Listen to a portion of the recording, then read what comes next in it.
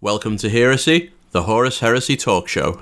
In this video, we're going to be talking all about the Blood Angels Space Marine Legion. We're going to be talking about their Legion trait and their advanced reaction, their Warlord traits, and their armory. And in future videos, we'll also look at their units and their right of war and other things as well. But before we go into all that, if you do enjoy the show, please do like and subscribe on YouTube. It really does help the channel a lot. And don't forget to join us as well on Discord in the Heresy Discord community. A link to that can be found in the video description below. And now on with the show. The Legion trait for the Blood Angels is called Encarmine Fury, which, kind of strangely worded, means that you need one lower result to wound in melee when you've charged. So it's effectively +1 to wound in combat for most intents and purposes. And that is generally a very powerful trait. +1 to wound is just really, really good, especially in a melee-focused army. Sometimes it can be useless, though. Obviously, it's got to be on the charge, and when you're a melee army, you will get counter-charged sometimes, especially by people looking to offset this bonus. And also, if you are using some of the better weapons in the game, like Thunder Hammers, this will effectively do nothing a lot of the time as well. But either way, it's still a really, really nice bonus. It also adds +1 to the strength of ram attacks, which is actually pretty good, because things like Predators and Land Raiders, which would normally ram at strength 7, now ram at strength 8, which is the instant death threshold for Space Marines. And if you don't ram things often with your vehicles, you really should. It's a really powerful way to use the vehicles. It's effectively free. The Deathlow Glory reaction that people can do is generally too risky to use as well. And going up to strength 8 on these really can make a difference. So it's a nice little extra bonus. All in all, very simple trait, but pretty powerful buff. You know, it can swing tough combats in your favour. It can mean that, you know, when you've got an easy fight, like a melee unit just trying to outright destroy an enemy unit, you don't end up, like, leaving a couple of models left over or something like that and relying on a break test to get rid of them, so it can make them more of a guaranteed thing. It's just a really good trait. And when you do use some weapons that aren't Thunder Hammers, so maybe like some of the Perdition weapons, or when you have Marines that are armed with smaller weapons than Thunder Hammers, or when you've got, you know, things fighting Dreadnoughts and that kind of stuff, the +1 wound can be quite a big effective damage increase. So a good Legion trait overall for the Blood Angels. Their advanced reaction is called the Wrath of Angels, and I really like this. It activates when you get shot at. So you gain Shrouded 5+ for the shooting attack, which is really good. Means you're more likely to survive it or lose less models. Some units it won't have any effect on, so, you know, if the unit's fearless, you know, if it's got a character with it and that kind of stuff, or versus some other enemies, you know, it can do nothing sometimes. But that's not all this does. The main thing that is powerful about this is once the shooting attack's been resolved, you then get to charge the enemy unit that shot at you. Now, obviously, this is good in an assault army. You know, you got a lot of guys, probably with jump packs for theme, in a Blood Angels army, who will be jumping into the middle of the enemy army. And obviously what will happen most of the time is they will kill whatever they jump into, and they'll have to stand there in the open for a turn and weather a round of fire before they get to charge again. Now, with this advanced reaction, it means that when something shoots at them, they can charge it, which is good. Number one, it makes them a bit more survivable against it. Number two, it means that if they make it into combat, nothing else can shoot them, because they're now in melee, which is really good as well. It's a powerful tool. Your opponent can play around it. You know, they can shoot with things that are further away first, but your opponent does have to play around it, is the thing. Even if they do play around it, it makes sure that they've got to maybe shoot suboptimally or use their things in a suboptimal way. It makes it hard for them to focus you with lots of enemies that are close. Like if you jumped into the middle of a gun line, they might not have things that are far away to shoot with. You get to the safety of melee that I just mentioned. Some enemies might want to move towards you, shoot you with some close-range guns, and then charge you. Well, maybe they don't want to do that now, because now you're charging them, activating your Legion trait. Maybe they don't get to activate their Legion trait, like if they're Emperor's Children or Space Wolves or something as well, because they didn't get the charge. So that's quite a good use for this as well. The main thing with this is to make sure that you position your units to force the enemy to make these decisions. So when you're positioning your unit, when you're charging in, you're moving around the battlefield, or you're consolidating after a combat, try to make sure that you're positioning your unit so that it can countercharge all these enemy units, right? Stick it in the middle of a bunch of units or stick it really close to a unit that you're scared of to make sure that they have to worry about this reaction, or to force them to make a mistake and just use the reaction on them if that's the case as well. So another really good reaction and really plays in to what the Blood Angels want to do, which is get into combat with things and stay there. So next we'll look at the Warlord traits. So the first is Encarmine Paladin, which is Loyalist only. And this gives the Warlord Fear 1 if the enemy is a traitor legion, which should be most of your games if you're playing fairly narratively. Much less good if you go to some kind of competitive event this, but most of the time in narrative, very good. The fear also increases by 1 every time you win a combat, which is really good, because if this is on your Warlord and he's with a unit, you should be winning most of your combats, probably. It does happen after the assault phase, though, so it won't increase until after the enemy's taken any break tests, is a thing to note. What's great about this is that even Fear 1, but more as the game goes on, it means you've got more chance of breaking enemies when you win combats. And one of the problems sometimes with powerful melee units is if you kill most of an enemy unit, let's say you kill like 8 of an enemy unit and there's 2 left, but they manage to pass their leadership test. Maybe they get lucky, maybe they've got an ability to auto-pass it or something like that. Your big combat unit, which might be worth, I don't know, 500 points or something, is stuck in combat for another whole round of combat potentially. Now, sometimes that can be good.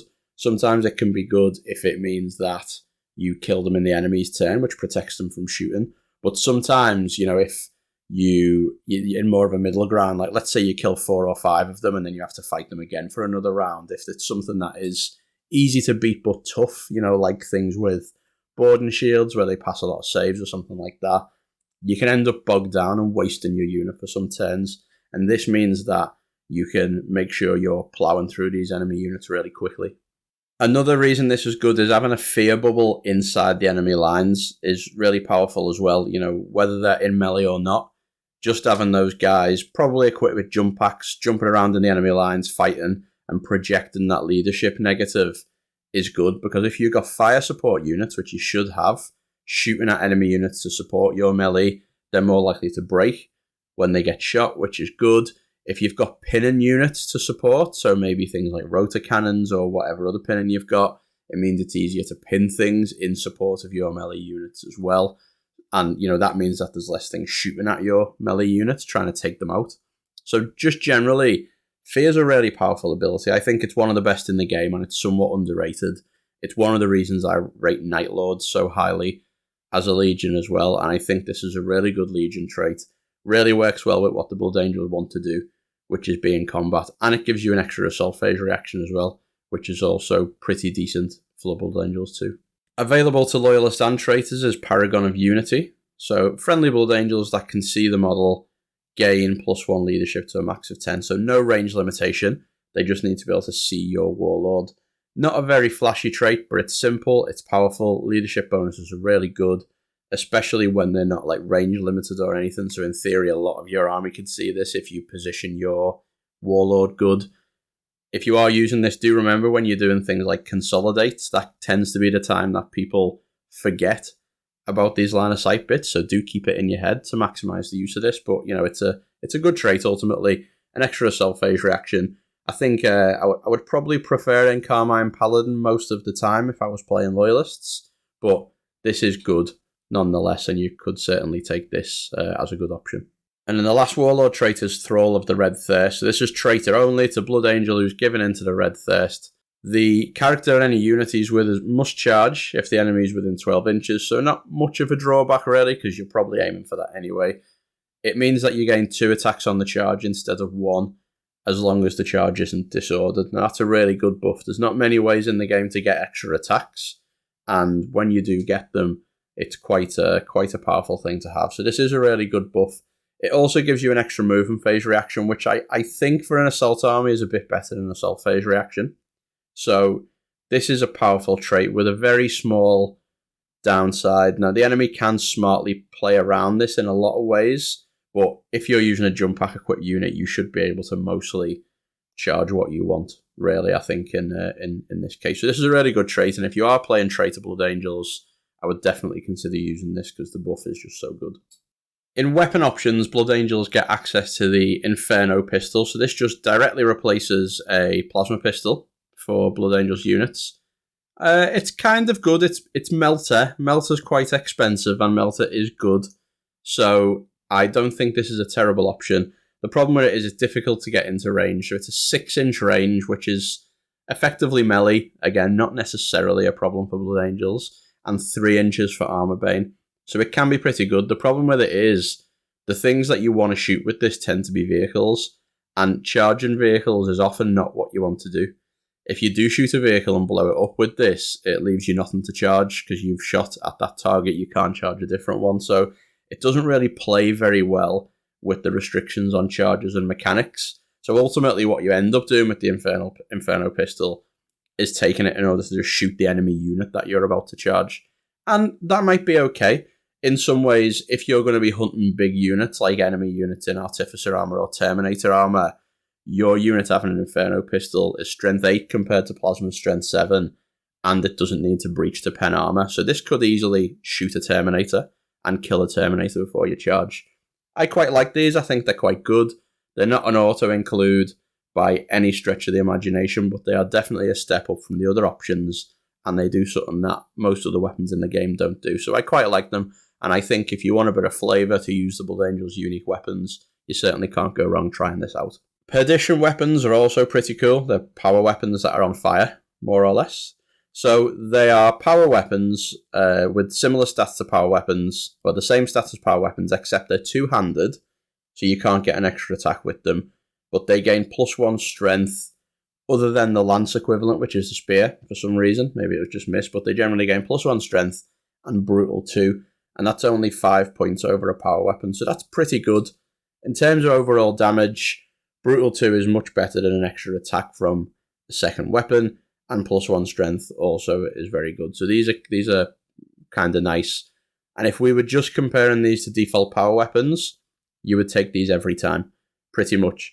The problem with them is they do compete with Thunder Hammers, for example. So by the time you buy a power weapon and pay 5 more points to upgrade it to a Perdition weapon, you're only really 5 points off being a Thunder Hammer at that point. And although the Thunder Hammer is unwieldy, it's more powerful, pretty much. But I do think these are good. You know, if you want to take a weapon that is going to strike at initiative, these are obviously very good. You're getting +1 to wound from the Legion trait as well. So the fact that a Thunder Hammer is strength 8 and some of these might be 6 or 7 doesn't change your to wound roll. You're always going to be wounding things on a 2, more or less. What it does change is the fact that you won't be instant death and things. That is what changes. But on the other hand, you'll be going first. So these are interesting options. They are powerful. I think they are, much like the Inferno pistol, a good thing to think about putting on your units. They are by no means an auto-include, but they are also a great option to have, and you can make your units fight their combats in different ways against different enemy targets. So, you know, an enemy unit that's all got Thunder Hammers, if you've got a bunch of powerful Perdition weapons, you may well be able to kill a bunch of them before they hit you, which is, you know, pretty good.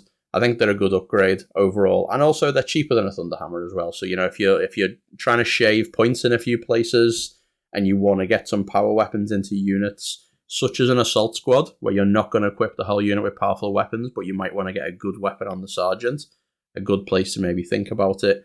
I like these. I think they're flavorful. They are good. They're different enough to normal power weapons, unlike some Legion's weapons, which are just kind of like a power weapon with, you know, +1 strength or something that aren't very good. These are brutal, which is powerful, +1 strength, which is good. And I think they are worth considering again, whilst not being an auto-include. Blood Angels also get access to the Iliastus Assault Cannon, so exactly the same as the Imperial Fists one. The difference being they obviously don't get +1 to hit with it like Imperial Fists do, but still a powerful weapon nonetheless. 24-inch range, strength 6 AP4, 4 shots on rend and 6. They vary in costs, so you can replace heavy flames on vehicles for 20 points, which is quite expensive, really, and, you know, definitely doable. A lot of people do it. There's nothing wrong with it, but whilst the Assault Cannon is a good weapon at 20 points, it's maybe not. It's a bit overpriced. You can also replace it on infantry, which is where they are much better, for 10 points, Particularly this is on heavy support squads. A lot of the time, they have heavy flamers. You replace them with Eliastus assault cannons, which is really good. You get real good volume of fire, in this case, from them. They also, differently to the Imperial Fist, can take like a Baal Predator, if you're familiar with those from 40k version. So they can put the turret on the vehicle as a double assault cannon turret, which is a free upgrade over the autocannon, and is a improvement over the autocannon as well, in my opinion. So in theory, you could have, that's free. You could pay for the 2 assault cannons in the sponsons and have 4 assault cannons on a Predator for 160 points, which would be certainly a lot of shots. A little bit on the expensive side, but just the turret version's good. You can also just take the assault cannon turrets with las cannons on the side of a Predator. Really good option, that, and better than your average Predator. Another thing I like about these is their assault. So if you put them on a heavy support squad, that squad can actually just walk around like a tactical squad, although it's a denial unit, it can deny, which is a really nice thing to do as well. Assault cannons are good just because they're good against so many targets. They can easily glance or pen anything up to AV-14 to death because of the volume of fire and the rendering. They can glance AV-15, and they are good at killing infantry as well. There's not many weapons that are really good at killing tough vehicles and infantry, but assault cannons is one of them. And they're actually better at killing high toughness vehicles than a lot of sort of medium range anti-vehicle weapons are as well. Just a really good gun. It does have a drawback in the malfunction rule where it gets hot when you fire it in Overwatch, but it's a really minor drawback. So overall, great weapon to have access to for the Blood Angels. You can also use these on the Angels tiers as well.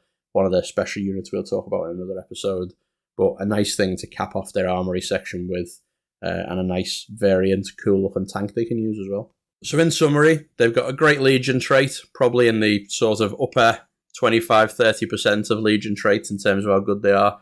Most Blood Angel lists will get a lot of value from it. Their special units are focused on melee as well, so obviously it all plays into that melee theme. A good advanced reaction, which works really well with what they do, leaning into this combat, makes shooting aggressive Blood Angels units a little bit more dangerous, or makes them harder to deal with at close range. Good Warlord traits as well, maybe not outright powerful as some Warlord traits, like some, the Imperial Fist +1 weapon skill to your whole unit, for example. Not quite as outright powerful as some of those, but they are good. The Fear one is particularly good, I think, and they're a bit more fun and interesting. They do slightly different things to just buffing a base stat, which is really cool. The weapon options aren't outstanding, but they do add an extra option. So Inferno pistols and Perdition weapons, both more than usable, even if you're playing quite competitively, but not auto-include. Good way to differentiate your army from other Space Marine Legions, though. But assault cannons are one of the best general purpose guns in the game, hands down. So having access to those to fire support for your assault units is really good. And similarly, the Baal Predator, using those, again, Predator with assault cannon turret, is also great to have access to. And overall, I think the Blood Angels have got a strong set of Legion rules. I think they're in the, certainly in the top half, maybe the top quarter of Legion rules, by strength and sort of how they theme and work with what most people play in Blood Angels will generally want to do as well. So nice set of rules for them. And that's the end of the show. I hope you enjoyed it. If you did, please do subscribe to the channel and drop a like on the video as well. It really does help. Don't forget to check out the Heresy Community Discord. A link to that is in the video description below too. I'll see you all soon. Thanks and bye-bye.